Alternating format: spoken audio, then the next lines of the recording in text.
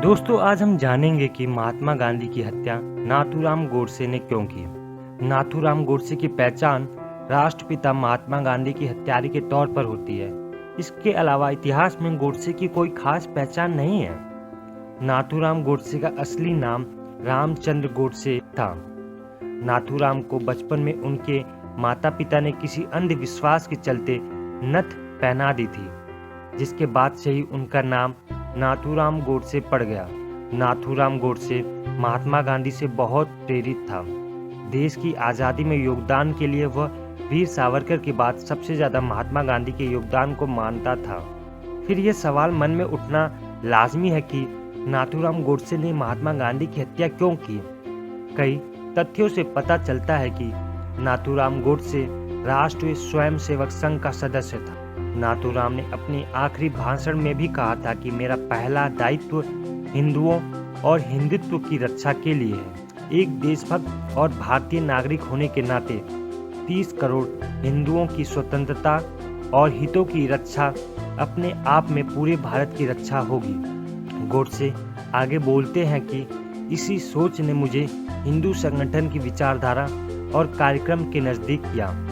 नाथूराम गोडसे अपने भाषण में आगे कहते हैं, यही विचारधारा हमें आज़ादी और एक हिंदू राष्ट्र के निर्माण में हमारी मदद करेगी। नाथूराम गोडसे महात्मा गांधी के देश के विभाजन के तरीके से नाराज था।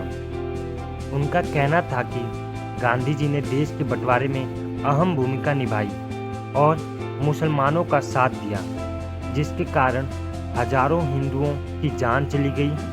इसी सोच ने नाथूराम गोडसे के मन में महात्मा गांधी के खिलाफ नफरत भर दी। इसलिए उसने 30 जनवरी 1948 की शाम को नई दिल्ली स्थित बिड़ला भवन में गोली मारकर महात्मा गांधी की हत्या कर दी। बताया जाता है कि गांधी जी प्रत्येक शाम को प्रार्थना किया करते थे।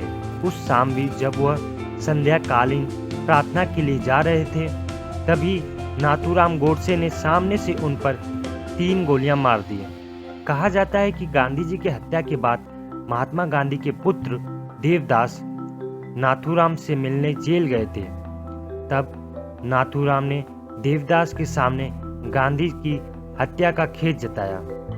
उनसे कहा कि आज तुमने मेरी वजह से अपने पिता को खोया है।